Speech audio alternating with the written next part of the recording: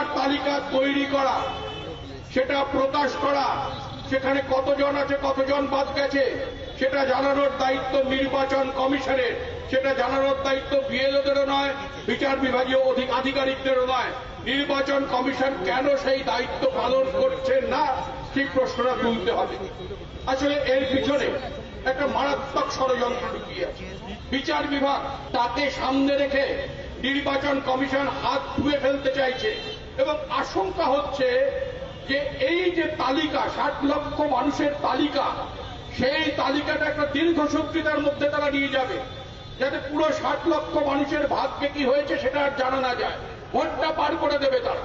নির্বাচন কমিশন কাদের হয়ে কাজ করে সেটা ইতিমধ্যে কিন্তু সবাই জেনে গিয়েছে, এটা লুকোছাপা কিছু নেই।